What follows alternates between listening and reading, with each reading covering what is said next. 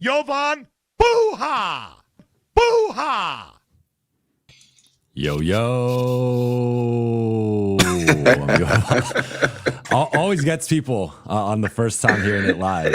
I'm Jovan Buha, NBA reporter for Beyond the Block, spanning beyond the Buha's Block universe. And I'm thrilled today to have on Wosny Lambre, a.k.a. Big Wos, in the building. My guy, Big Wos. How you doing, man? I'm good, man. I'm happy to be on with you, bro. It's been a minute. We have not podcasted in a while. Yeah, man. I don't know if you've ever done my show before. I don't think I have. I don't think you have. I've had you on for Ringer stuff a few times, but yeah, I don't think we ever did Buha's Block together.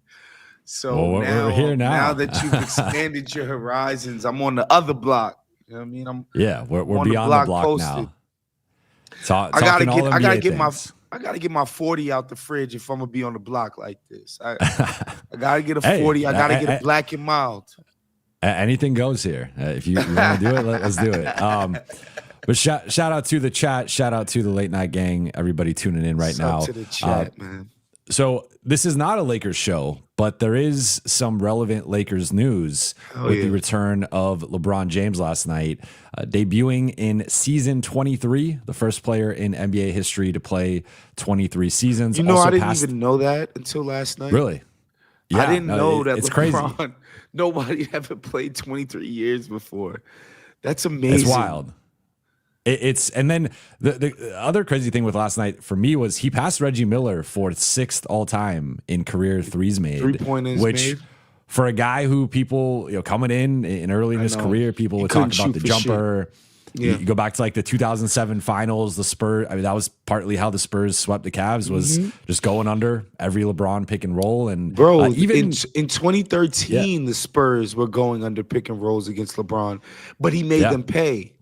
And that's how they ended up changing that series, because they were down 3-2 going into game 6. And LeBron just was like, fuck it. I'm going to take the mid-range jumper and I'm going to make it. And he made a bunch of threes in game 6 too, the Ray Allen game. But LeBron's jump shot, because I've literally been watching him from the start, because when ESPN and Sports Illustrated first, back when they could make things a big deal, they made this guy a big deal. He was a junior in high school. I was a freshman. And ESPN they did the like Sports Center special about like this kid who Shaq is showing up to his games, and they're like, yo, he has the potential to be the next Jordan, which I thought was just unfathomable. And they put his game on. I don't even know who they played. I just remember the first time watching LeBron hoop, and I myself was a high school hooper. And I was like, this guy is 6'8". He runs faster than everybody, has hops, plays point guard, is making, like, what? Dude, in high school, 6'8" guys were centers. These guys couldn't. They couldn't walk and chew gum at the same time. All of these 6'8" guys had terrible hands. They were horrible, is what I'm trying to tell you, at the game of basketball. Like, they were bad. And so to be in high school and see a high school kid be like that, just for the audience, I'm 38 years old. Like, I was like, this is crazy. And so I just became infatuated with LeBron's game immediately. And so I followed his whole career, like, very, very intently and closely. And I remember 2007, I had left Penn State that summer, and one of my close friends from there, he invited me to his hometown in like this crazy middle of nowhere hick town in Pennsylvania. And it was during the Pistons series. And we missed the game, but I remember watching on Sports Center on the TV while I was at his house for the house party. And I was so drunk, I thought I was dreaming. because everybody just assumed they would lose to the Pistons because young teams, young players don't advance in the NBA.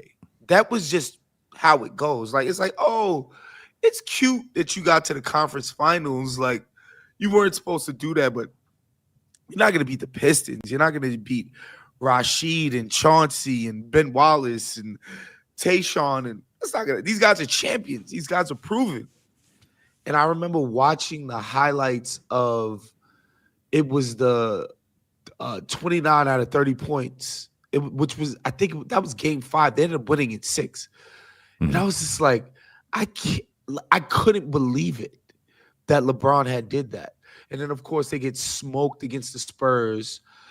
And then, the Boston series happened and the Miami thing happens and the Dallas thing happens and whatever. And then I think pretty much, man, 2012, LeBron just started making jump shots and his jump shot just started getting better and better and better to the point now where, like, if LeBron makes 7 threes in a game, you're not surprised.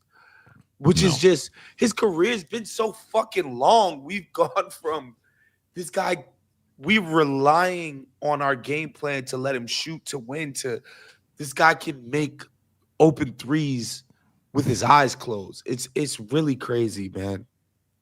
It's wild. And that's why I felt the whole notion out there among some NBA fans that this was somehow going to make the Lakers worse was insane. NBA fans, we're going to call out my co-host Paul Pierce right now because he was like, oh, LeBron going to come back. He going to fuck up the chemistry because they already got something going right now. He going to try to dominate the ball. Blah, blah. I'm like, bruh, LeBron James is better than Vando.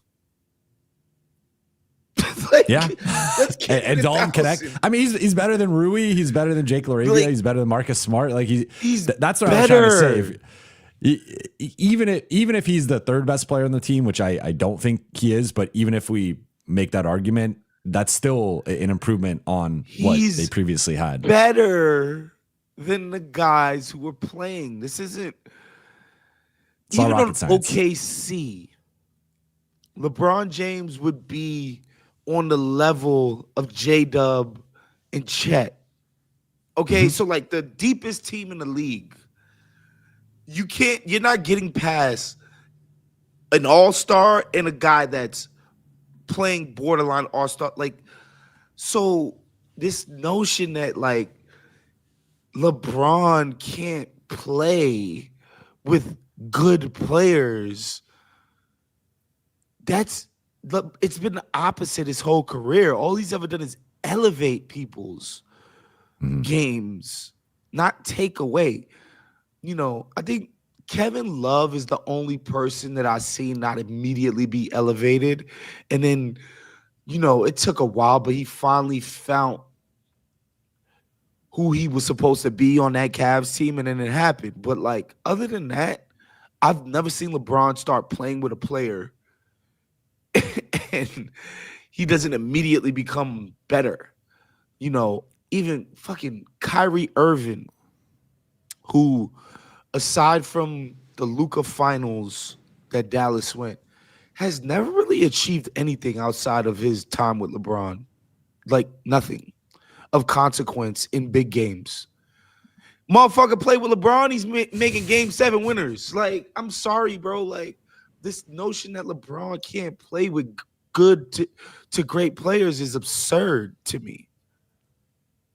And we saw last night, so Lakers win 140 to 126 over Utah, put up a season high points in LeBron's first game, 12 assists in 29 minutes. And shout out to Michael Pina at The Ringer for uncovering this. This was actually the fewest field goal attempts in a game that LeBron James completed in his career, which was wild. He only took 7 shots. So there's a couple times he took fewer, where the Solomon Hill game, if you remember that in 2021, when Solomon Hill dives into him, takes out his leg, he ends up getting injured. And then he caught an elbow from Dikembe Mutombo in 2004, excuse me, and didn't play in the second half. So he took 5 shots in that game. So career low in field goal attempts for a game LeBron James completed and was not injured in, and still was incredibly impactful in this game. And you saw he had several feeds to DeAndre Ayton. He made Jake LaRavia look really good as an off-ball shooter. Like, I just think this is going to take the Lakers offense to a different level. And now when teams are blitzing and trapping Luka or Austin, you have LeBron. It's a bad idea. Short roll playmaker in like almost the Draymond role in the 4-on-3, 3-on-2. Like, he's going to pick you apart, or he's going to get downhill, dunk, get fouled, whatever. Yeah. It's just, I don't really know how you guard this team when those three are on the floor together. Yeah, I mean, the offense, the Lakers' problem to me was never going to be offense. It's the defense. When you have Luka Doncic on your team, I'm sorry, this guy is an offense unto himself. By the way, that used to be the LeBron thing back when he wasn't 41 years old. Back when he was, say, 34, which was even back then at 34, we thought LeBron was knocking on the doorsteps of being cooked, and we were sadly mistaken 8 fucking years ago. But the offense is going to work. They're going to find ways to beat guys. You try to switch the LeBron-Luka pick and roll. Luka is good enough as a one-on-one creator against basically 99% of the league's defenders where that's not a good option. LeBron's just IQ for that. The pass that he made to what's the dude from the Heat? What's his name? The little point guard with the braids. Norris Cole? No, or Chalmers. On Lakers. That's on the Heat. That's on the Lakers. Oh, Gabe now. Vincent. Gabe Vincent. Sorry, yeah, Gabe Vincent. Yeah, you're talking about the end of the third. Sorry, I thought I wasn't sure if you meant Miami. But end of third quarter. It's my bad for forgetting Gabe Vincent's name. That laser to he looked them Lakers off. fans don't mind that. he's not a fan favorite. He looked them off because there was a guy cutting to the paint, lasered it to Vincent, wide open corner three. Like, these are the looks that LeBron generates. Mm-hmm. Like, the offense is gonna be sick. Luka Doncic is sick. LeBron James, even at 40 plus. DeAndre Ayton had a quote last night where he said there were a couple of those passes from LeBron where Ayton didn't even know he was open. Like, LeBron passed him into being open, and he was like, all right, I'm getting a dunk, I'm getting a layup. Like, yeah, don't overthink it. I don't know. It's just crazy. And the Ayton thing matters. And I want to shout Austin Reeves because he's a great teammate. He went out and was like, and by the way, he's an NBA player. All the shit that the public has heard about DeAndre Ayton, believe me, people that are credible have told Austin Reeves that about him. And he went out of his way the other day to be like, all this shit people have been talking about DeAndre, he's been the opposite here. This guy's locked in. This guy loves his teammates. This guy is in here early. He's busting his ass. And guess what? The first Laker player who tried to develop a chemistry with DeAndre Ayton on the court is Austin Reeves. And I think Austin Reeves set the example and showed the path to the other Lakers. Like, bro, like, try to help this guy. And dividends were actually paid because Luka was not passing him the ball to start the year, okay? He's like, this guy's a scrub. I don't have time for this, okay? Austin Reeves it was Austin Reeves who was the first person dedicating himself to incorporating him. So LeBron comes back. He's been watching the fucking team. He's like, nah, we can work with this guy. Like, he's semi-ridiculous at times. He has an allergy to going up strong and dunking on people, even though he's a 7-footer.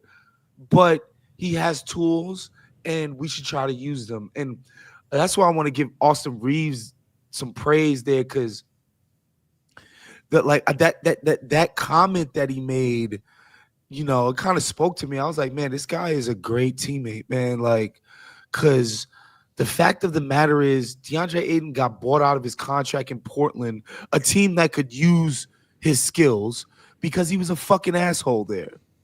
He sucked. He was a sucky teammate. He was sucky to be around. He was insufferable. And so the Lakers could get him for nothing. And, the combination of guys embracing him and him realizing, like, this could be the end of the road of your NBA career.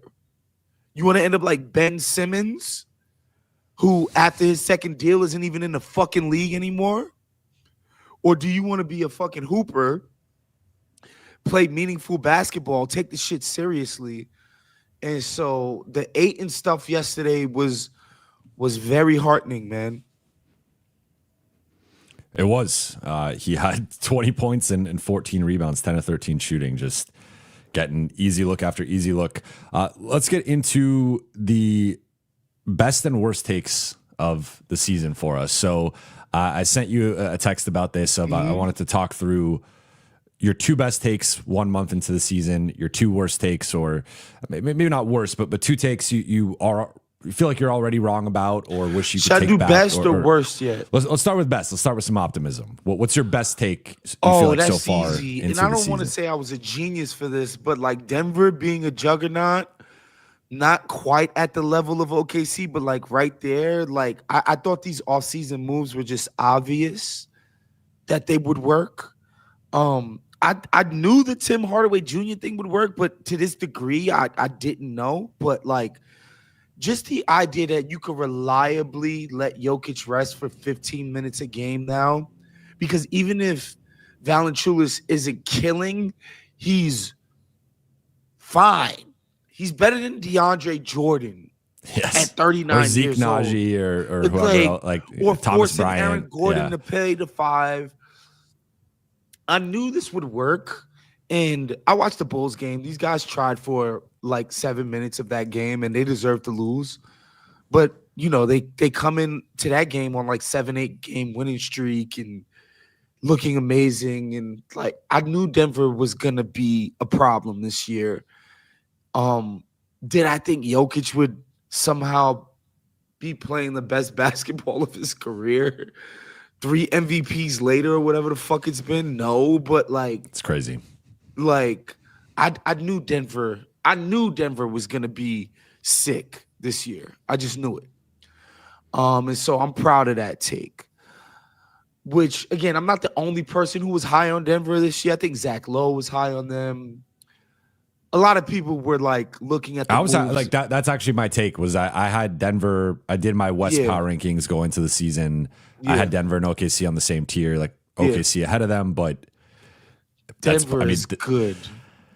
Like if OKC was not doing what OKC was doing right now, we would be talking about Denver in Denver that, is the championship. They're plus 11.5 net rating, which is a historic net rating right now. It's just OKC's at plus 15, and they're killing everybody, which is just insane. But again, we watched the playoffs last year. OKC was unstoppable until they played Denver, until they played Indy. Denver was, by the game 7, you got a guy playing in Aaron Gordon on a hammy that was bad medical advice he got to even go out there. Yeah. They were hobbling by the end of that, and they're playing just bums on the bench.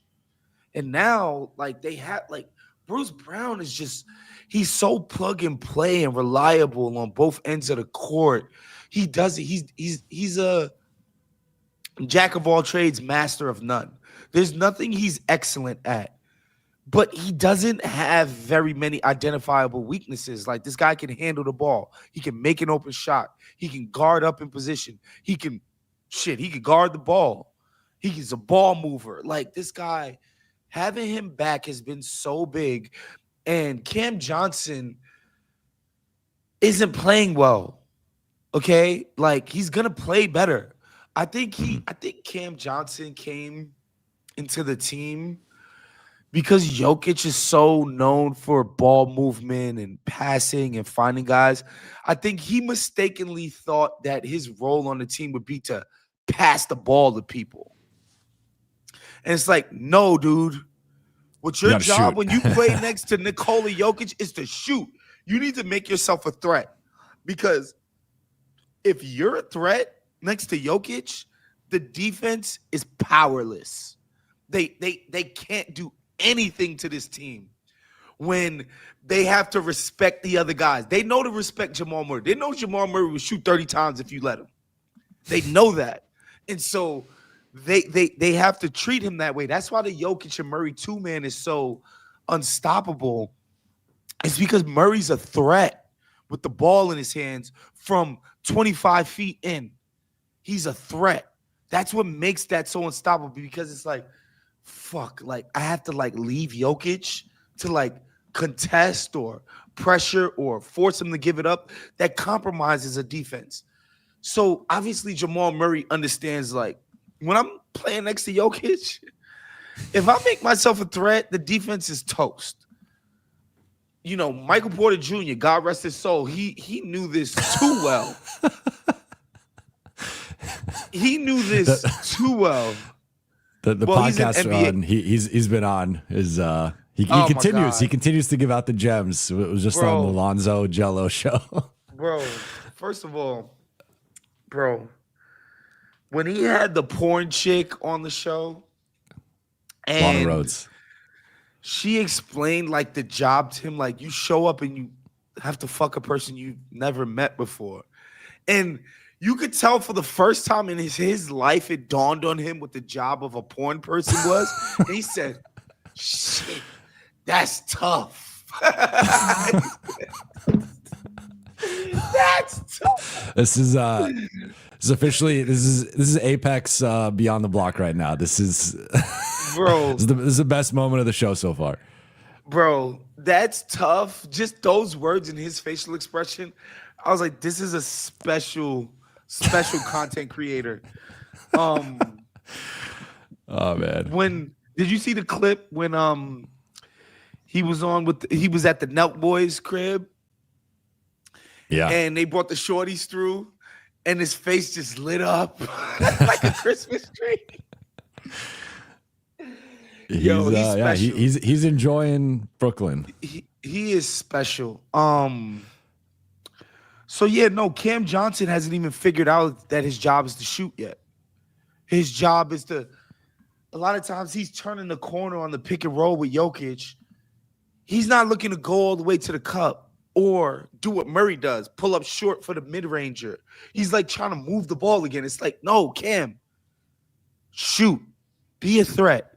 Denver already, without you, is the most reliable half-court offense in the NBA. In my opinion, they're the most reliable half-court offense I've ever seen. In terms of, regardless of the defense, these guys are going to generate quality looks. And Cam Johnson hasn't even figured that out yet.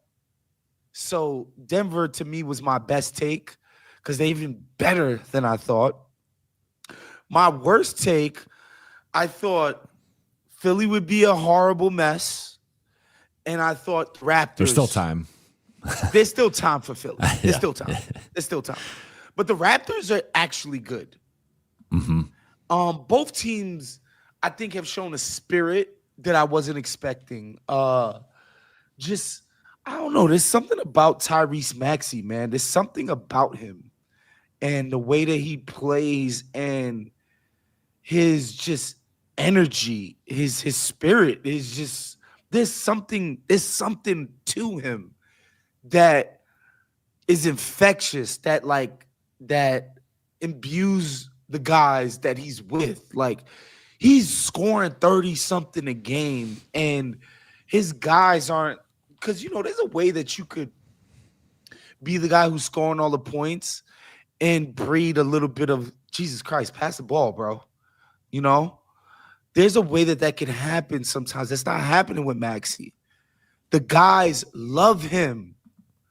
And I can't say enough about him. He is I thought he was a good player. I thought he was an all-star type of guy. I was happy when he got paid. Like, I always liked Maxey, but the start to this year has like turned me into like a bit of a stan. Like, This guy he's a special player, man. Like, and I think that's why Philly is better than they should be. Is because it's not just that he's playing well, it's that he's galvanized the group. Like, because Joel could be such a Debbie Downer and like a fucking just killjoy. And Maxey is the opposite of that. And you see Philly they're better than they should be. They're more than the sum of their parts.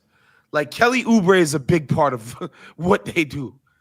And they win. He's been solid, but yeah, I mean, like they do rely on him more than you would want in that situation. You would want to. VJ Edgecombe's been awesome.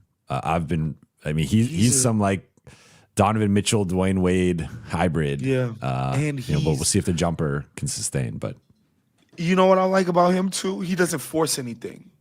No, he's got all of this talent, and I think he understands that he's a talented person, but sometimes with this young guy, especially who's figuring it out, that can lead to forcing it. Whereas with him, he takes what the defense is giving him. And every now and again, he'll be like, all right, let me let my talent take over. But to me, that's the coolest thing. It's like, this guy has poise. He's calm. He doesn't get sped up. He's gonna see the floor way better as he gets older. He's fucking 15 games into his fucking career, but even already he's got an amazing just feel for the game that I love. But yeah, I think the Maxey thing is incredible. And with Toronto, they're just playing as a team. They play really fast, which I didn't know was coming. Like, I didn't know anything about their coach, who is clearly coaching these guys up and has them believing in a style that is pretty unorthodox. IQ I always liked with the Knicks. I thought he got kind of overpaid in the sense that, like, he got paid as an above average starting point guard, and I was like, maybe he's only average. I miss my bros on group chat. But IQ has been great. Fucking Scotty Barnes has been the best version of himself, where, again, he's not trying to insinuate himself onto the offense. He's always had that physicality where, like, if a guy is not as strong as him, he's going to beat him the fuck up and score. Like, that's always been the biggest strength of his game, but he's using his willingness to give up the ball, pass it. BI is like, he had a game-saving block the other day. Like, what the fuck? He's bought in. He's playing really well. Toronto is my biggest miss, because I was like, this shit ain't gonna work. RJ, BI, Scotty Barnes, these guys don't like to pass to people. These guys operate the same area of the court. None of them are good shooters. Like, how is this supposed to work? Man, I'll be goddamn if they haven't made that shit work. I wish we disagreed a little bit more, because that was one of my worst takes. Big misses. So I have three. I guess I did one separate because I think this is a bigger miss right now. But I had Toronto as one of my smaller misses. The big one for me is Orlando. Orlando has been. Is that still a big miss? They're trending in the right direction. I think they've won like 5-7, so they are trending in the right. But I thought the defense would, like, the offense still sucks. They're 20th in offense, but 13th in defense. I don't know. I thought this was a finals contender.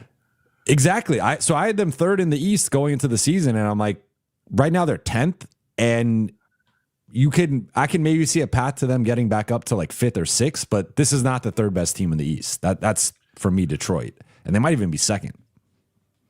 I think depending Detroit is probably.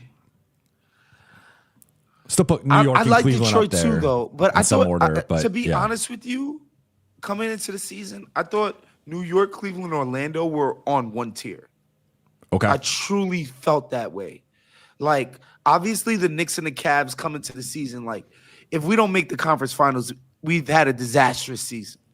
I think both teams come in the season with that expectation.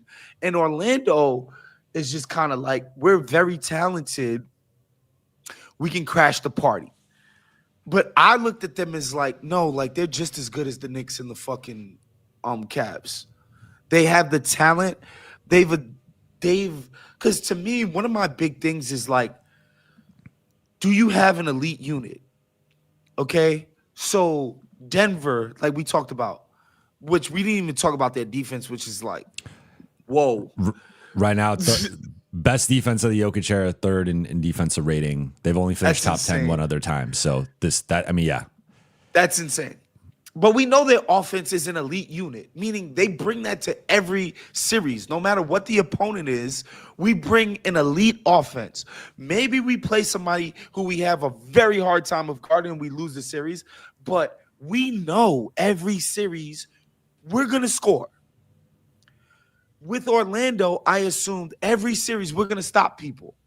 That's an elite unit. That defense, they've established it. They've established a physicality. They've established that they're bigger, stronger, more athletic than everybody.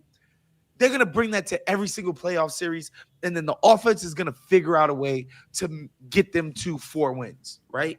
That was the theory. They come into the season, they're playing as if they're OKC and they won the championship last year. They won 65 games last year. As if they don't have to take the right. Oh, we've been there and done. It's like, you motherfuckers have never done anything.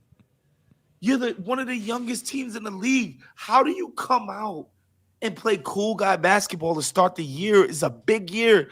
The Eastern Conference is wide open. You can seize the day, bro.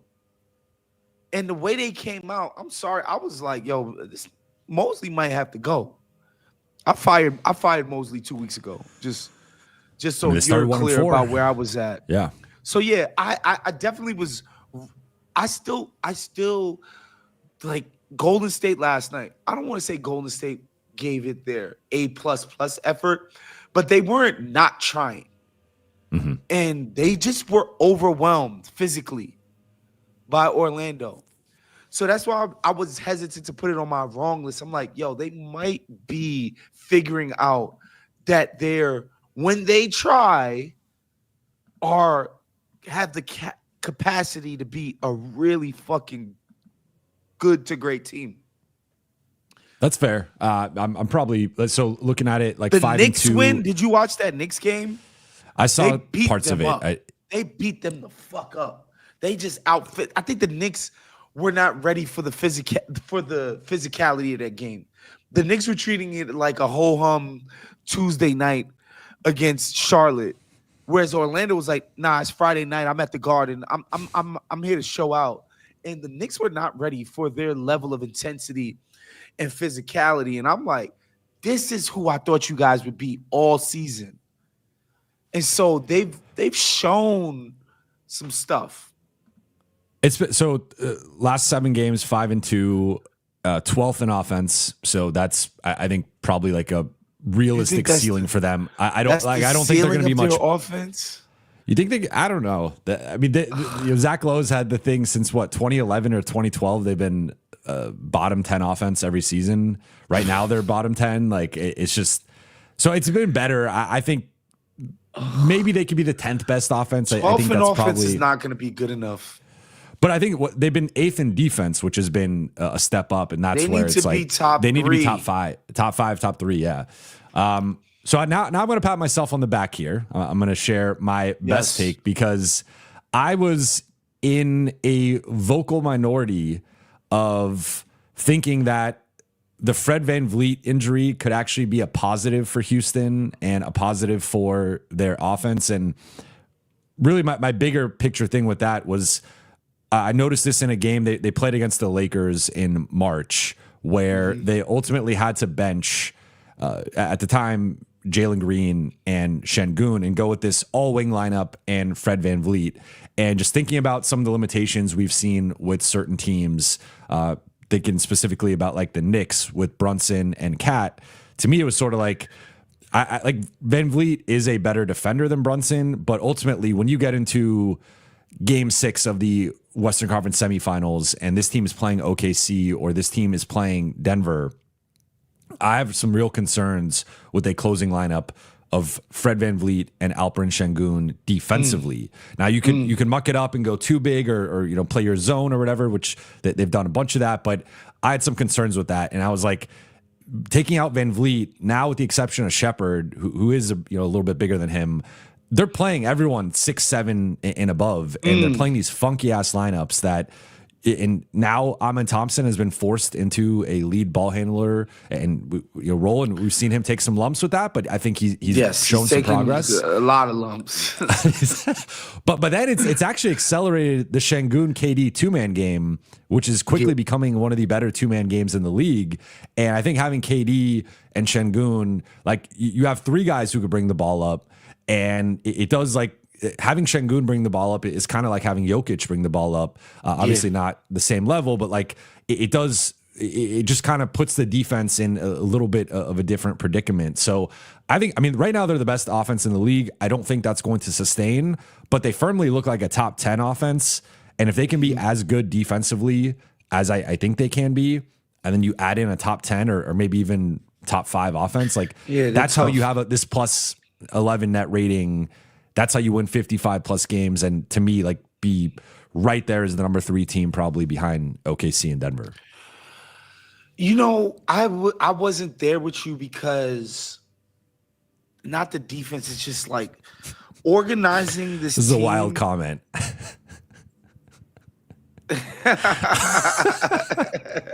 I've gotten Jake LaRavia and Austin now this year. Organizing this team's offense. When they got Paul Silas's son fired all those years ago, all these young guys, and they were just a mess on offense. And the offense is what failed them last year in the playoffs. Mm-hmm. I was like, bro, KD at this point in his career, bro, you can't be asking him to be the fucking organizer of an offense, to be the lead initiator. Şengün, God bless him, since he stepped into the Rockets, he was the only serious hooper in that organization, meaning like he knew was like, I remember I think they were playing the Clippers 2-3 years ago. And I was not a Şengün person. I thought like, some of these white boy NBA media dudes were being hipsters about how much they loved Şengün. Because there's a hipster strain to NBA media that gets on my nerves. But Şengün was a darling of the hipster NBA media community. So I was like automatically skeptical. But then when I went to watch them play, like, I was like, bro, he's the only person that knows what like real basketball is supposed to look like. He's pointing guys. He's like, yo, all right, now you cut. Now you like he's doing the entire work of an offense from the center position. I was like, oh, Şengün actually is a special player.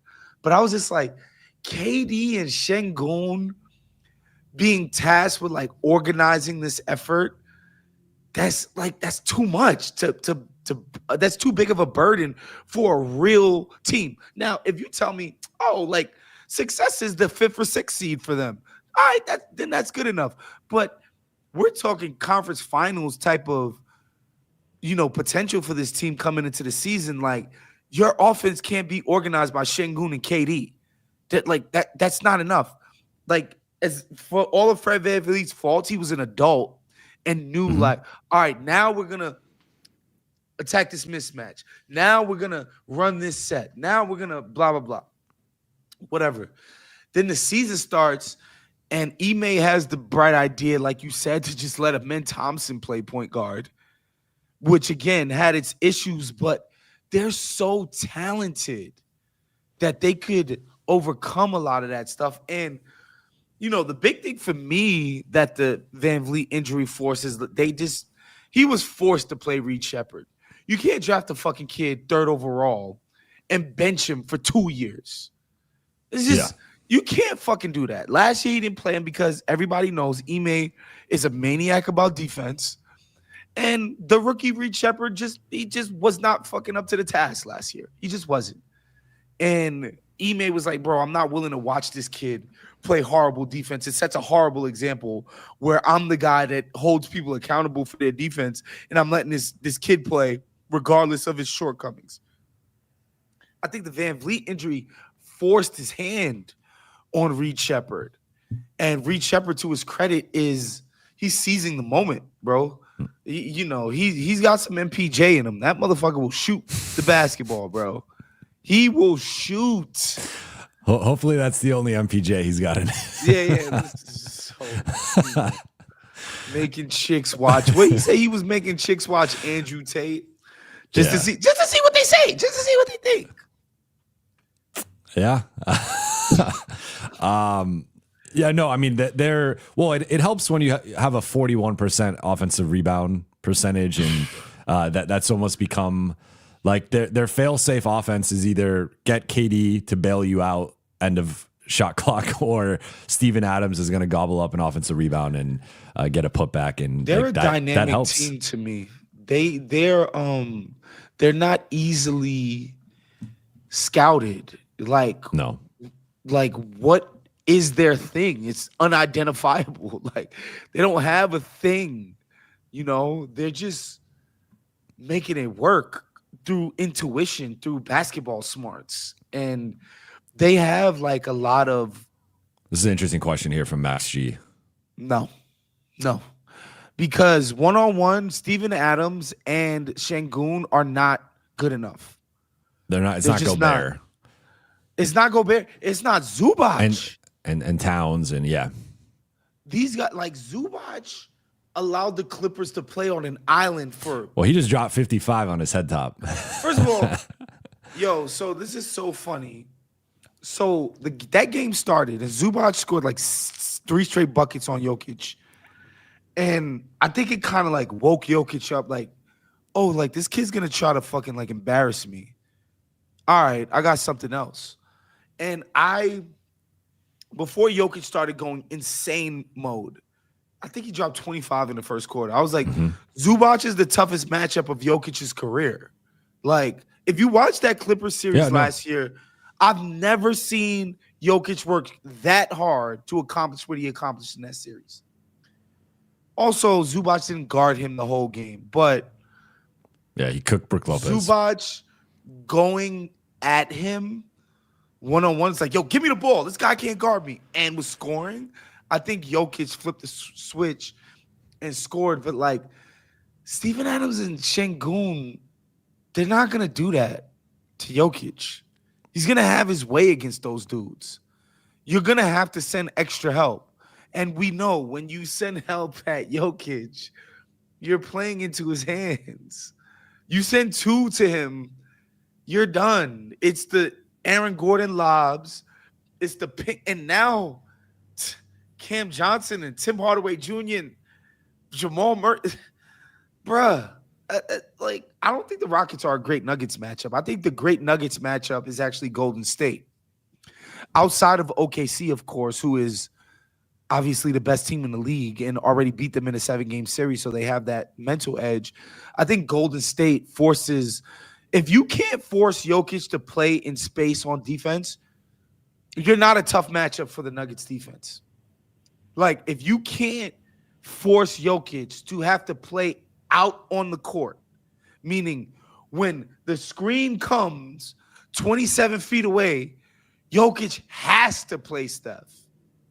Like, that game that they played, I thought was instructive in the sense that neither one of these teams can guard each other. Mm-hmm. But I think it just puts Jokic in bad positions on defense because, like, what are you gonna? You're gonna switch to Steph screen and roll 27 feet from the basket with Jokic? You're not doing that. Are you gonna blitz it? And they've become masters of the 4-on-3. Like, they put Denver in bad positions because Jokic, probably my favorite player since LeBron. His weakness, he cannot play out on the floor. He cannot. You can't ask him to guard people 27 feet from the basket. And the Warriors are the only team that are going to force that on him. That's not going to be the case with KD. That's not going to be the case with Shea, even when he's aggressive on the threes. Like, that's not going to be the case with any other team. And Edwards is another person who forces that issue because he's made himself into an insane three-point shooter.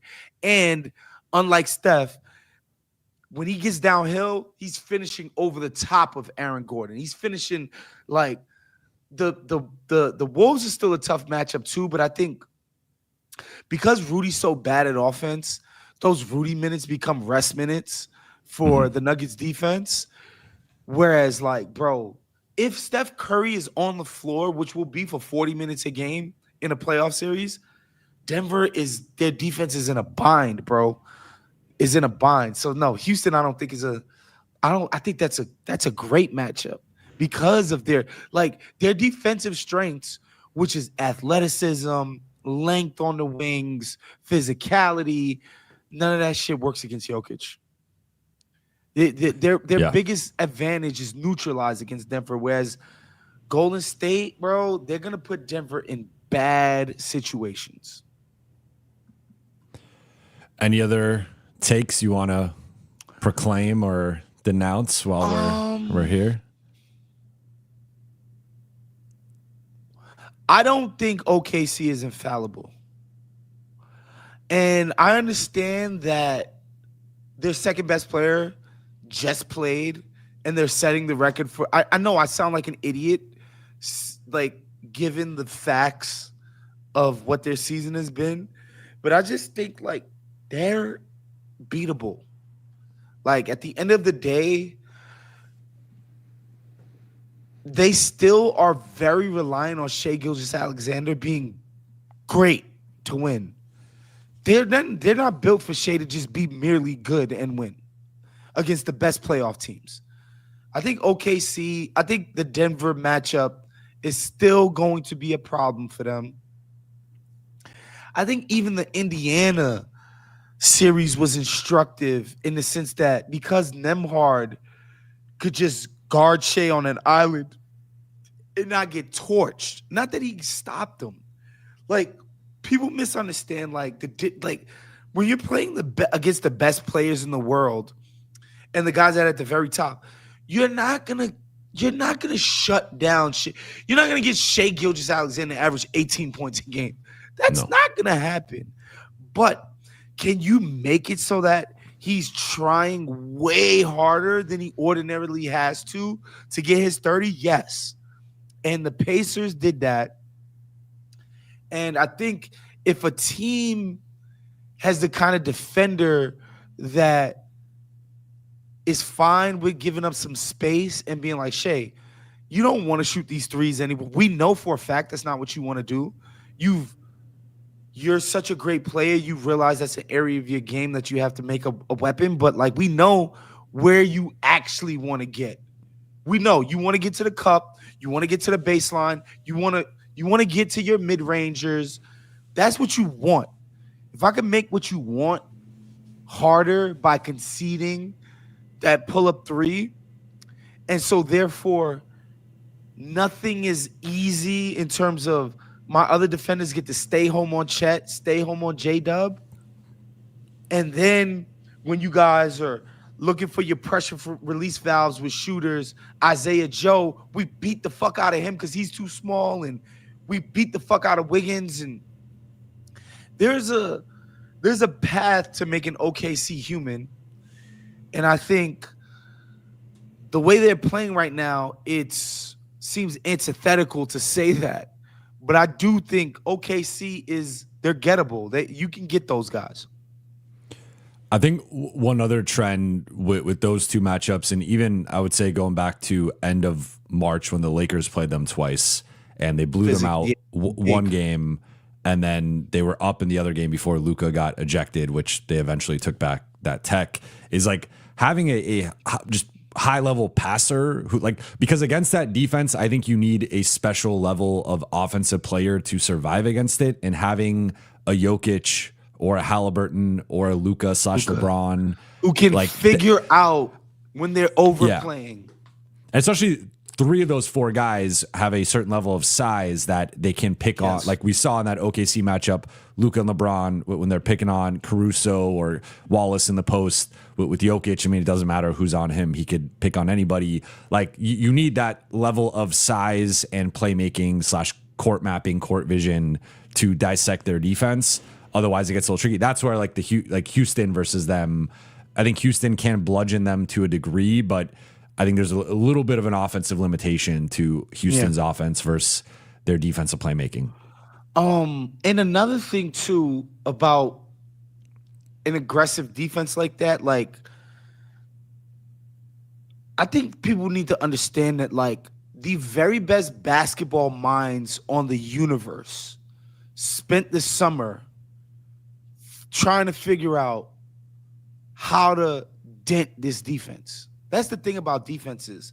Like, I remember LeBron Heat, they had this incredibly special defense where between LeBron, D. Wade, and Bosh, like their versatility combined with their smarts, combined with their athleticism, allowed the Heat to play this insanely aggressive defense. And then by 2013, the Spurs had like kind of figured it out. Mm-hmm. By 2014, they just beat them in 5 games. Like the Heat, who were the best defense in the NBA at that time, couldn't stop the Spurs. I think the best minds in basketball are going to find a way to make OKC's defense less insane. But in the regular season, this is in the playoffs. In the regular season, bro, LaMelo Ball's not ready for that shit. He's not. He's not. He's not. That's a really good way to put it. He's not. He's not. And you know, I want to give OKC their love and their credit because to get a young team to buy into the idea that we're gonna win and make our names as a team on defense, that's not easy, bro. Because many of these guys haven't gotten their second contract yet. Many of these guys want to make a name for themselves. Like, yeah, it'd be nice if OKC made a name for itself in the league, but like, I need to make a name for myself. I need to feed my family. I need that big second contract. And so to get guys to like buy in and realize that like playing this way it's not only going to make us win, it's going to get you paid too. It's incredible. It's admirable the way that they play. These guys don't take a night off on defense, bro. Like these guys are pedal to the metal every night. It's really cool to watch. Yeah, they've made the art of defense something that like this is the most fun defense I can remember in a long time. And just the waves of they don't really have a weakness. Like no. Right? Like they have all the just like there's 3 level scores, there's 3 level defenders. Yeah. I guess big wings. Girth or big wing girth. Yeah. Like if you have big a guy playmakers who is bigger and stronger than Chet at center, which Şengün is. He's bigger and stronger than Hartenstein and Chet. And he's a pretty decent playmaker, then it could work. Or if you have a guy like Luka, like a Cade Cunningham, I think would have great success against their wing defenders because he could see over it. He's not going to get sped up. You got to have that type of shit.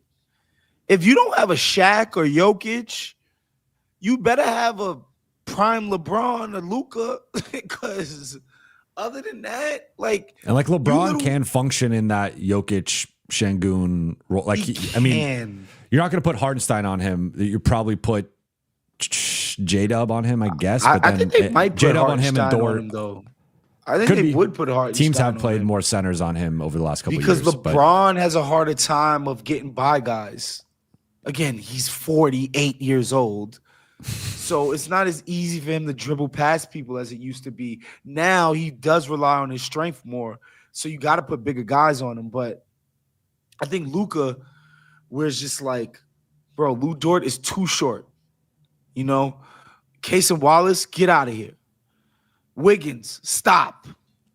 Shea, are you really going to put Shea on this guy all game? Like, Luka presents a sort of matchup problem, but even still, like, they're going to fucking your windows, you know, like in the NFL when they talk about throwing windows, your windows, Luka, to give the ball up, they're shrinking every time.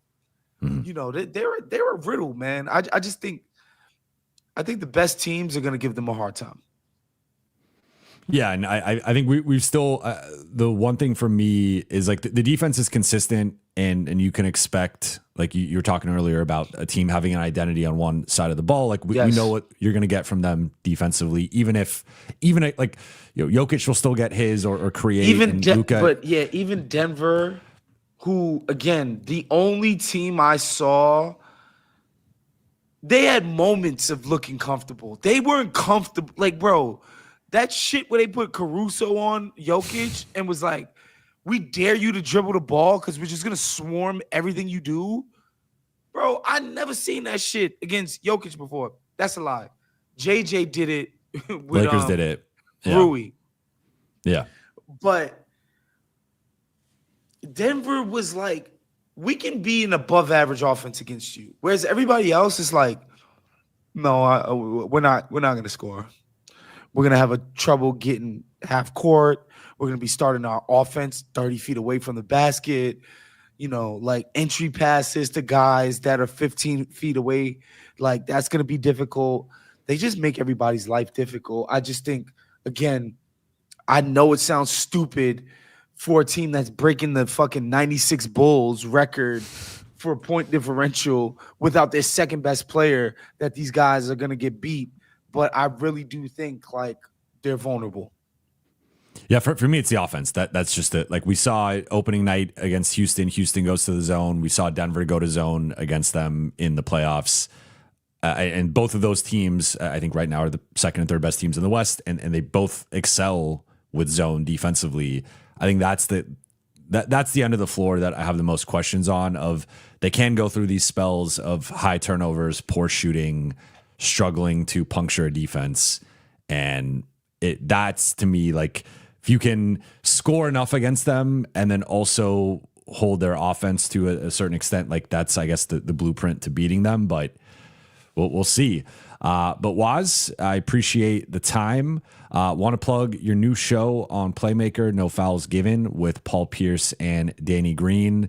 I know you guys just launched it a couple weeks ago, but how's that been, and how's the move been since you left the Ringer?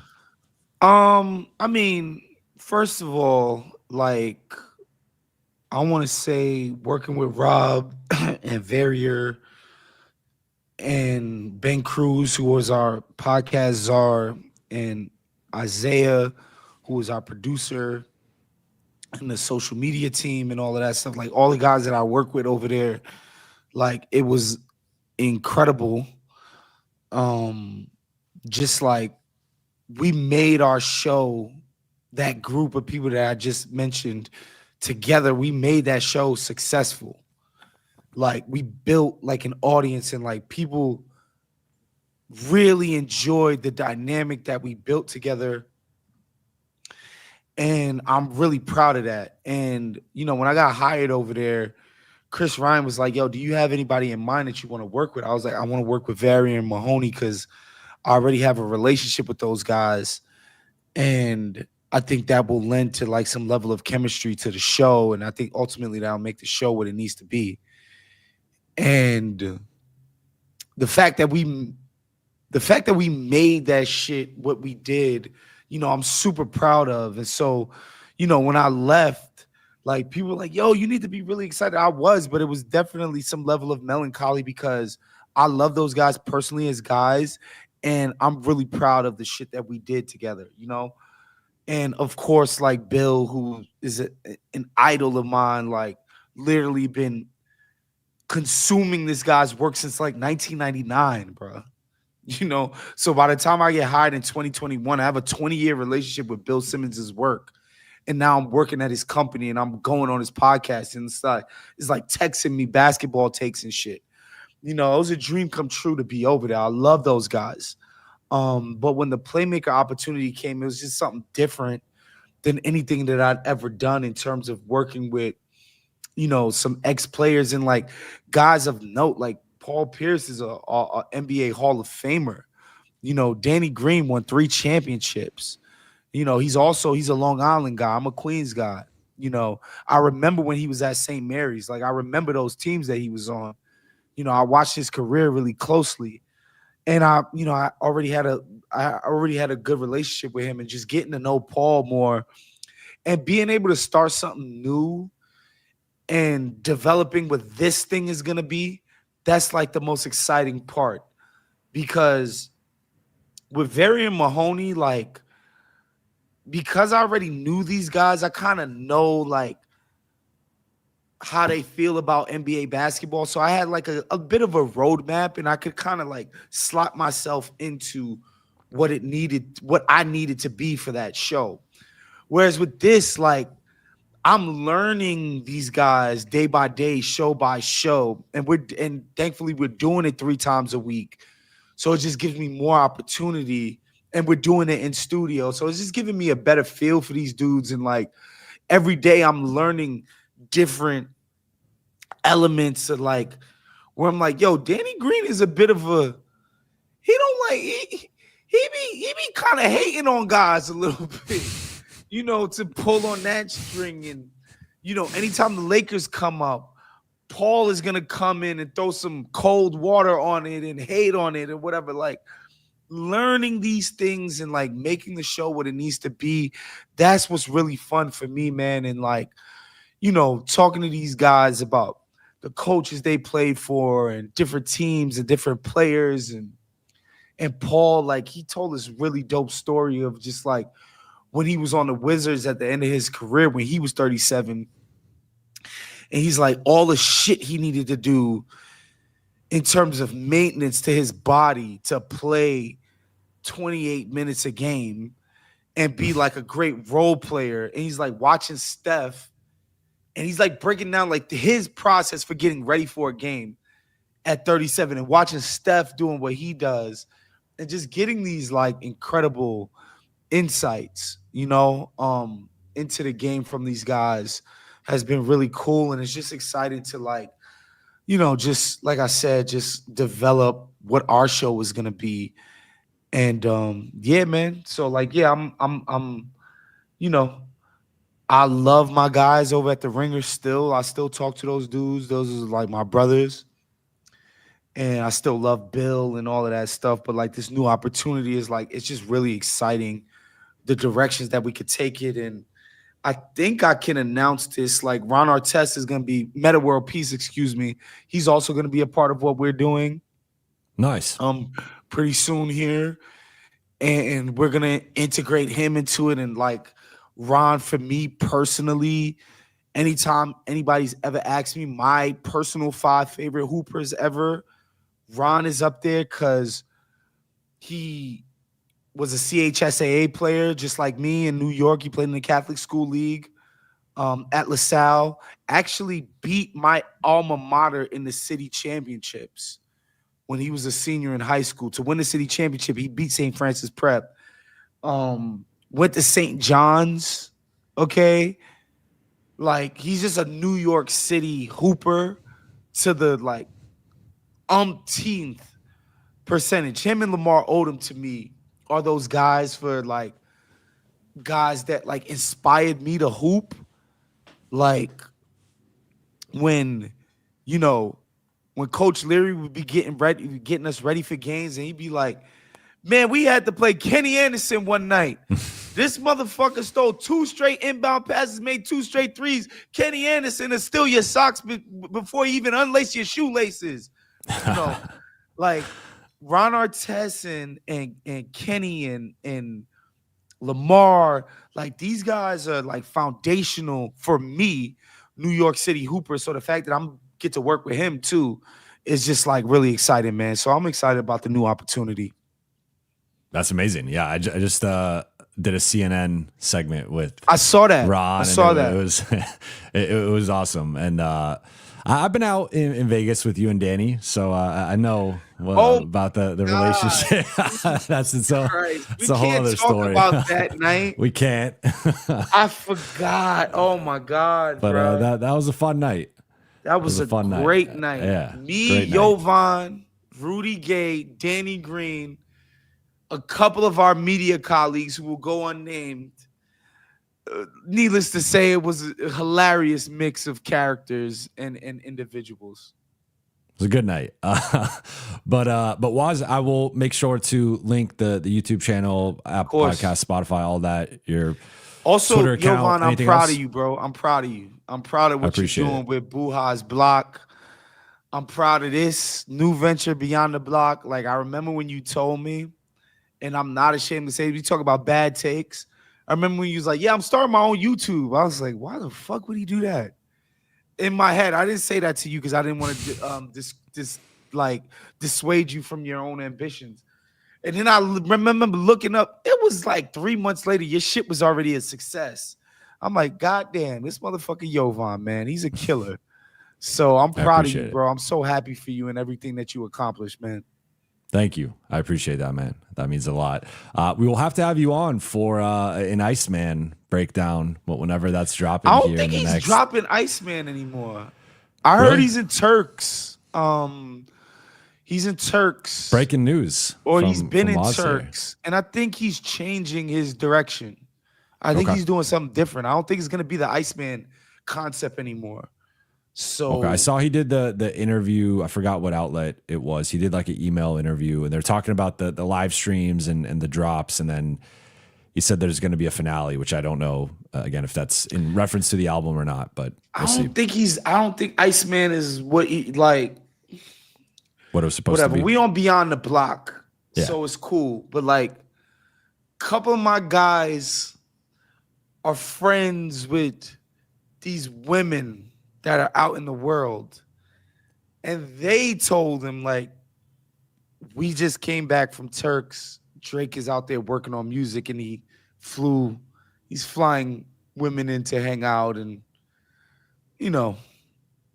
And so that makes me think he's doing something different. I don't think it's the Iceman thing. I think he's working on something different. All right, this is why you Which tune will be into exciting. Beyond the Block. Yeah.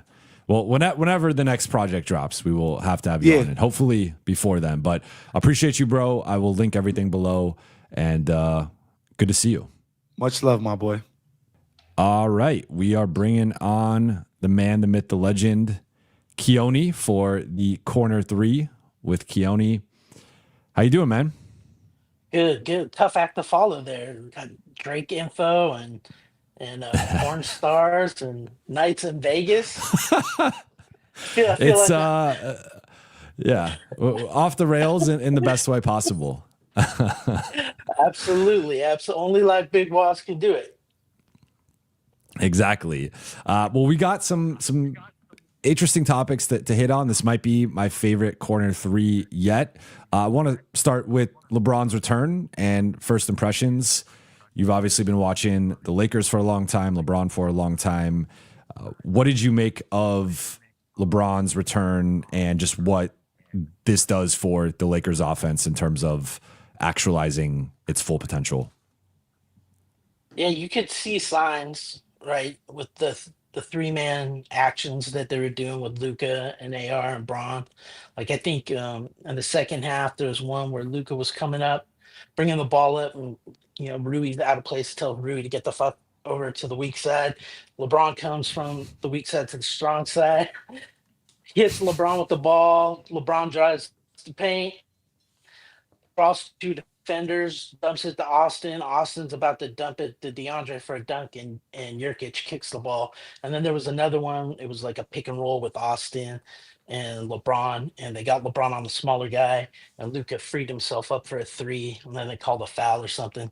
But you can see like LeBron creating opportunities for LaRavia, for Ayton, for Gabe Vincent. I think it started kind of awkward. Like, I feel like they were trying to force the ball to LeBron. Like, Luka threw that skip pass that got tipped out when Austin was like wide open right next to him. which is cool. They're trying to integrate him and stuff. And I think LeBron was kind of measuring himself. I don't think he feels like his shot's there yet, his legs and his lungs. And so I think he only took like 3 shots or something in the second quarter was his most active quarter. So he hit those 2 threes, and I think he missed one in a lane. And then in the second half, he had a wide open three he passed on, drove and took a contested two that he made in the lane. But you could tell he's not 100%. So it's a good start. And we'll go from here and see what happens, see what happens next. But I'm with you. I think they have to make that switch with Rui and Smart. The defense is just, I mean, that's one of my concerns is out of the top 8 in the West, they have the worst points per game. That's the second worst out of the top 8 offensive points per game, and they have the worst defensive points per game out of the top 8 in the West, and their margin is second worst, ahead of just Golden State. Golden State has the worst in the top 8, but there's potential there. I just think they have to find the right mixture.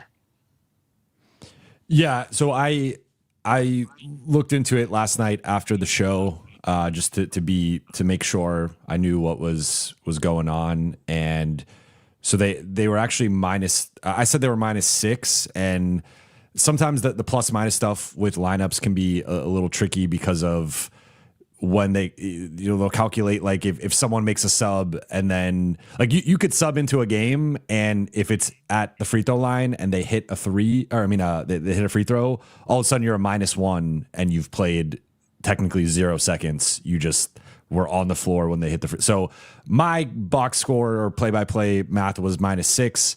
They officially had it at -3 in the 12 minutes together. I think again, part of it was like some free throw stuff when guys subbed in, but still not the best start for that group, of course, with the being -10 over the first 5 minutes of the game.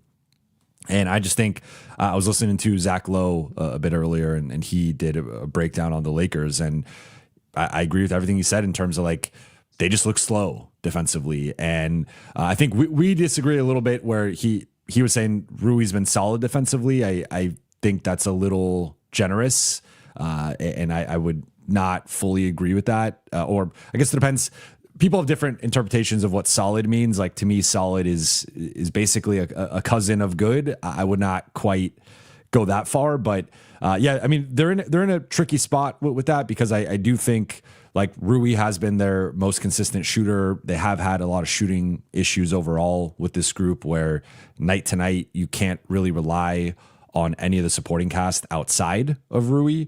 I think Jake's probably been the second best guy in that regard, but yeah, I think like they do have some shooting woes that you in part need to address with having Rui play a certain amount. But I think with that starting group, and which is how they match up with opposing starting groups, I still think Marcus makes the most sense. Yeah, absolutely. I agree with you. And then let's get into corner take number 2, which is a couple of big injuries that, in my opinion, are going to impact the standings and potentially the awards races. So we have Giannis Antetokounmpo, who tweaked his groin, is going to be out 1 to 2 weeks. But with groin strains, you just never know. With recovery, it could be a little bit longer. And then Wemby is out 2 to 3 weeks with a calf strain. Another blow to San Antonio, who was already without De'Aaron Fox to start the season. They then lost Dylan Harper. Now they lost Wemby and Stephon Castle. So Fox is back, and he can carry the offense as he's done in the couple games already that Wemby has missed. They beat Sacramento, they beat Memphis. But looking at this, if Giannis misses, we'll say 2-ish weeks, that's Bucks schedule versus Philly, versus Detroit, versus Portland, at Miami, at New York, versus Brooklyn. I see that as probably 1 in 5, because with Giannis off the floor, the Bucks net rating is a -11.9. They're getting absolutely obliterated. We saw that in the Lakers game. The non-Giannis minutes were an absolute train wreck for the Bucks. So, I mean, it's going to be a lot of Ryan Rollins, who I like. It's going to be a lot of AJ Green, a lot of Miles Turner, a lot of Kyle Kuzma. This situation, I think, is going to get worse before it gets better. And I think 2-4 would be like a miracle for this group, but that's a pretty tough schedule.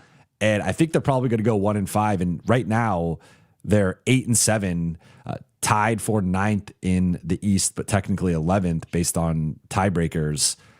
This could get into a situation where they are several games below 500. And with Giannis missing time, that's obviously going to affect or impact his potential for awards in terms of MVP, All-NBA first team. Just then he has a narrower window in terms of potential games missed.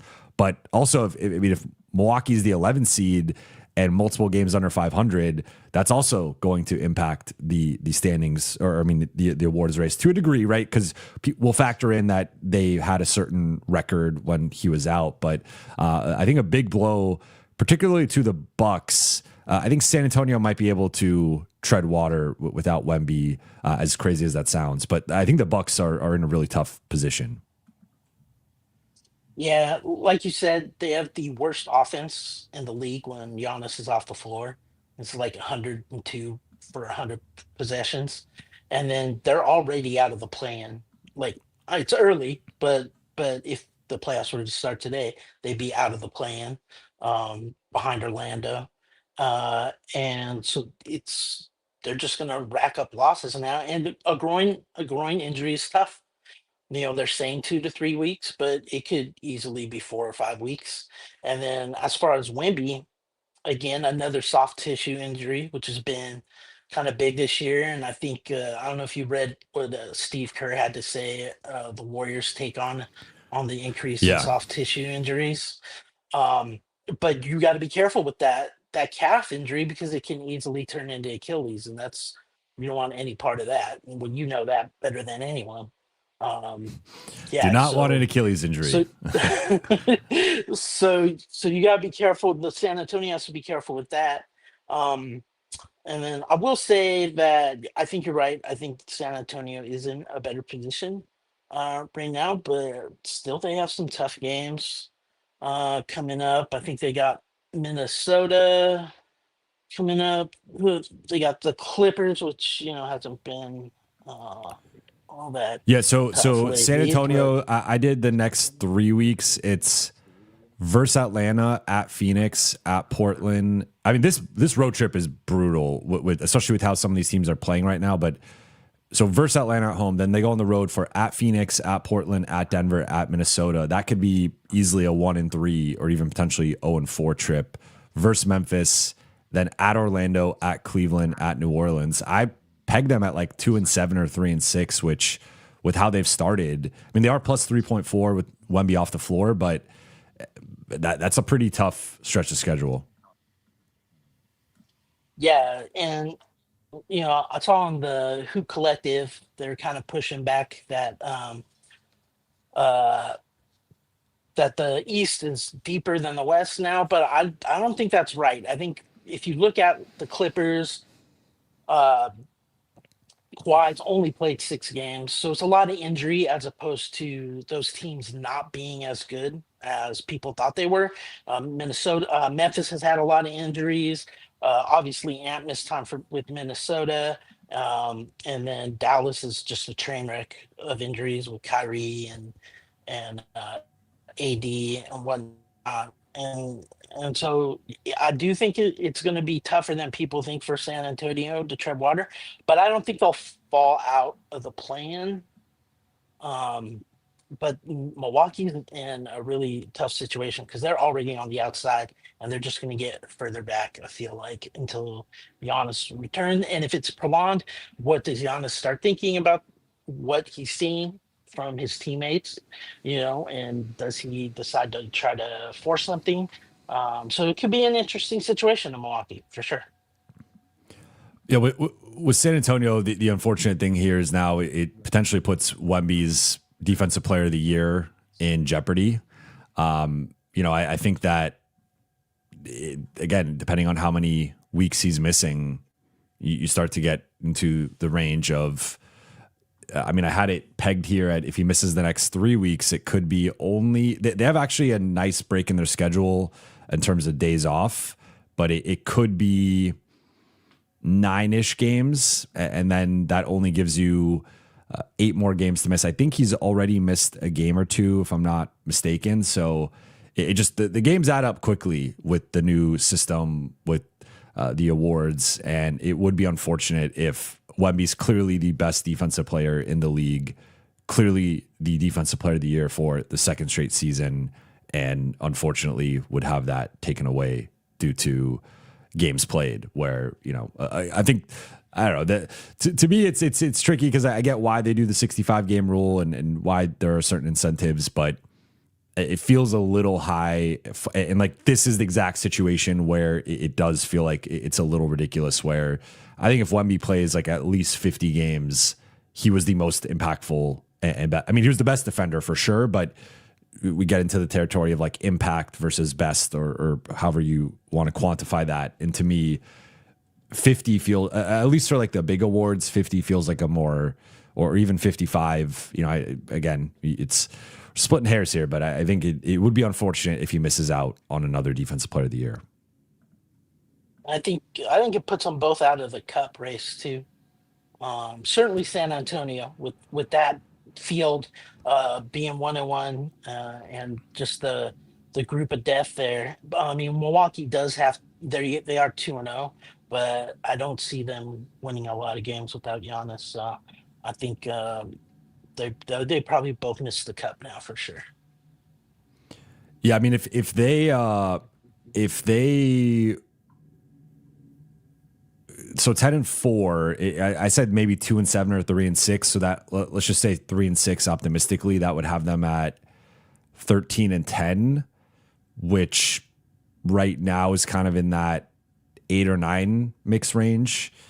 So I think if Wemby can come back and not miss more time, I think there's still a path for them playing their way back into the 6/7 seed mix, but it does feel like the top 4 to me in the West is relatively set in stone. I think Minnesota is probably going to ascend to the 5 seed. I think Golden State will eventually ascend to the 6 seed, and then San Antonio might be more of just a play-in team at this point. But you know, I guess the good news for them is that they've had the 10-4 start to buy them some margin for error in the standings. But let's close here with the Detroit Pistons, because that's a team that I don't think has gotten as much love as they should nationally. And we were talking earlier about the Orlando Magic and how they've had a bit of a disappointing season, and how Philly has had a really impressive season. And like the East does feel a little bit more wide open than it did going into the year. But the best team so far in the East unequivocally has been the Detroit Pistons, 13-2 on an 11-game win streak. Cade is looking like an MVP, your back end MVP candidate. I think, especially with Wemby now, like with Wemby and Giannis missing some time, their teams descending in the standings, there is potentially a path to Cade longer term being like the number 4 or 5 guy on the MVP ballot. But they're 13th in offense, 2nd in defense. Jalen Duren has taken a massive leap and is looking like an all-star, and is taking people off the dribble and hitting step back jumpers. And like he's ascended to a different level. They've done all this with Tobias Harris in and out of the lineup. Jaden Ivey obviously injured. So they're not even at full strength. And this is a group though that I think is really coming to its own with this tough, tenacious identity, and just really like you do not, you know, you're getting into a brawl, potentially literally with the Detroit Pistons, but like Ron Holland and Isaiah Stewart, and this is just a tough, nasty, mean, fun team. And I've really enjoyed watching their ascension. And I don't know, I think this is real. I still would peg Cleveland and New York ahead of them in like the longer term championship equity conversation. But I think if you told me they're the 3rd best team in the East or have the 3rd best odds of coming out and that they're better than Philly and better than Atlanta and Orlando and Chicago and Toronto, like I can't really disagree with that. It feels like we saw them obviously rise last year, then have a really impressive showing against the Knicks in the first round. And it feels like this is just building off of that. And especially with Cade and Duren as a duo, Asar Thompson has looked better this season and he's taken another leap. So, I mean, this is just a really, really good team. And I think they're probably the third best team in the East and the seventh best team in the NBA. Yeah, I'm really excited about them this year. I mean, if you look at it, they recently won 2 games, went 2-0 without 4 starters, including Cade and Duren. And you could argue, really, without 5 starters. I know Duncan Robinson has been a starter for all 15 games this year, but part of that is due to Ivy not playing at all so far this year. So you could argue they were without all 5 starters for that 2-0 run that they went on. Cade is absolutely ascending. Durant has took a huge step. I mean, also, I think they're going to get a lot more attention now too, especially Cade, because that he's a Nike guy now. He just signed that big deal with Nike, so that'll be huge for them. But yeah, they're doing it just like next man up for sure. I mean, you look at it, and Cade's missed 3 of their games. Duran's missed 2. Ivy hasn't played at all. Thompson's missed 4 games. Harris has missed 8 games. Just a lot of injuries to their starter. And Duncan Robinson has been a great addition for them. I mean, he's really stepped up.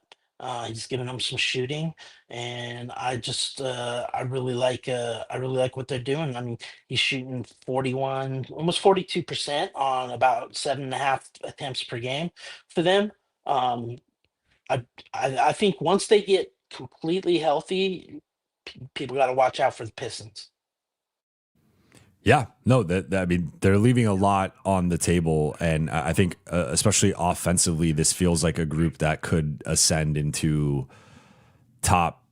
I mean, I don't know if they can get much higher than like top 8 or top 10, but if they're in that 8 to 10 range and being a top 3 to 5 defense, which I think is in play again right now, they're number 2, that is how you contend for a title. And right now we're seeing it with 3 teams in OKC, Denver, and Houston are all top 6 on both sides of the ball, which you want to be top 10 on both sides. But if you could even be top 5, that's where you're in a special. And with OKC and Denver, they're both top 4 on both sides of the ball. So that's why they are crushing everybody. Houston's right there, right behind them. But Detroit's right there. And, again, 13th in offense. But I do think when you look at some of the talent that has been out and just some of the guys that they've even had relatively consistently also sometimes being in and out of the lineup, they don't have the luxury to turn to, a better alternative the way that some teams do, right? Like, I think I look at the Lakers and like they're fortunate that if Luka's out, you have an Austin, you have a LeBron. If LeBron's out, you have Austin and Luka, right? Not the Pistons don't have that situation. If Cade is out, it's a real big drop off to anybody else, but they've done a really good job of trying to figure that out. Any other Pistons thoughts before we wrap? Yeah, I just think like guys like Dennis Jenkins, he's averaging 11.8 points per game, just coming out of Good shout nowhere. out. The guy's filling the roles, yeah, and just they're young, they're physical, they're athletic, they're long. I really like them. A lot of upside there. Yep. I think Detroit. I'm still. I mean, Wos was pushing back a little bit and say like Orlando could be still, I guess, technically like the third best team in the East. I think I can hear that argument. I think the big thing for me is I think Cade is just on a different level right now where he's arguably in that top 10 conversation, like back end top 10 to be clear. But I think you can make a pretty strong case for that right now. And as much as I like Paolo, as much as I like Franz, I don't think they're at the same level. And then you couple that with the leap that Duren has taken, it just feels like Detroit, in my opinion, is a much safer bet in terms of being the third best team. Now, could Orlando ascend to being the fourth best team? Maybe. That's certainly within play. We were talking about like 5-2 over the last 7, top 12 on both sides of the ball, which is a much healthier point than where they've been for the entirety of the season. But it does feel like Detroit is, I think, taking that. And remember, like Atlanta got a lot of buzz going to the season. They were a sexy team to be the third best team in the East. I think we were all kind of curious, like who is going to ascend. And it seems like it's Detroit. And really, I could be underselling them, and maybe they are the best or second best team in the East, right? Like I do want to give New York and Cleveland a bit of the benefit of the doubt here of I don't want to overreact to the first month of the season. We do see some wonky stuff, or even like looking at a situation like Chicago started 6-1. They're now 7-6. Like teams do come down to earth, and there's certainly a path to Detroit not being the 1 seed, I think, moving forward, but they've been awesome. And I think they're one of the best early stories this season. And also one of the stories that is still kind of flown under the radar. But Keoni, anything you want to plug before we get out of here? Just the same as always. Make sure you sign up for the subscriptions, get on the Discord, be on the lookout for the merch we have coming soon, and watch all the podcasts. Buha's Block, Beyond the Block, right here with the Corner 3, and we'll keep putting out good content for you. Appreciate you, and appreciate you all for watching and listening. For those watching on YouTube, please be sure to hit that subscribe button, turn on channel notifications, and like and comment on this video. For those listening on Apple Podcasts, Spotify, or your podcast platform of choice, please be sure to follow, download, and leave a 5-star review. I believe we actually had a super chat earlier from Ali that I forgot to get to, and we also had Mistra become a member, so I wanted to highlight that quickly. Mistra, thank you for becoming a YouTube member. I appreciate it. Shout out to Mistra. And then we had a super chat from Ali that said, Gabe Vincent, Dalton Connect, and a first for Ben Mathurin or Nesmith. I've been on the record saying that I don't think Nesmith, I think the price for Nesmith would be higher. I think you're probably looking at Rui in a first. I think they'd want a more substantial piece for Nesmith in addition to draft capital.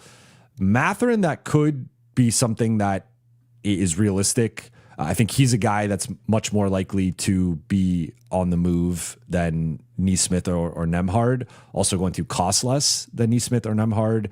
The one thing I've insisted on is I think if you look at Indiana's history under their ownership, they've rarely been a team that has tanked.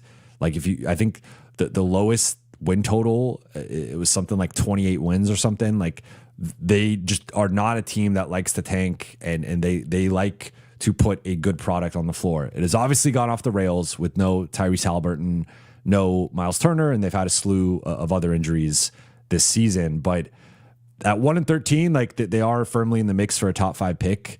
They do have their pick for next season.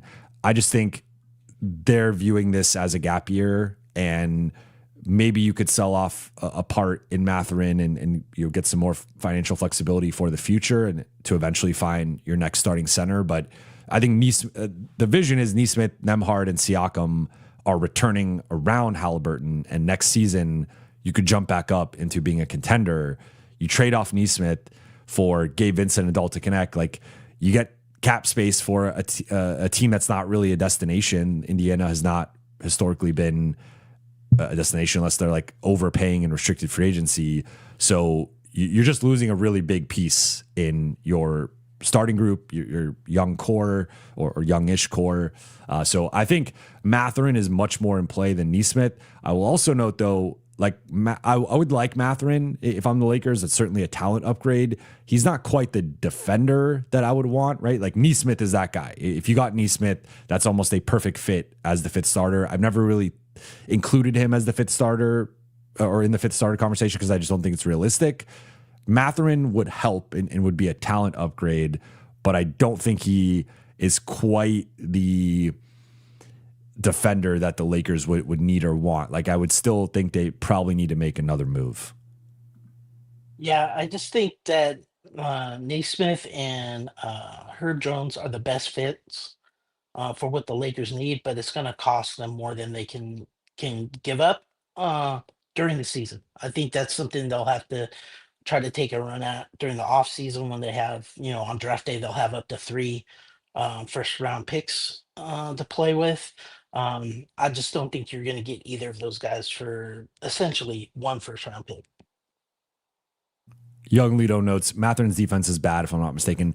I wouldn't go so far as to say bad, but I would say below average. And I don't think he's a defensive upgrade over Rui, or if he is, it's marginal. I don't even think I'd go that far. I'd probably say he's around Rui's level or worse. And that to me, smaller too, though. He's smaller.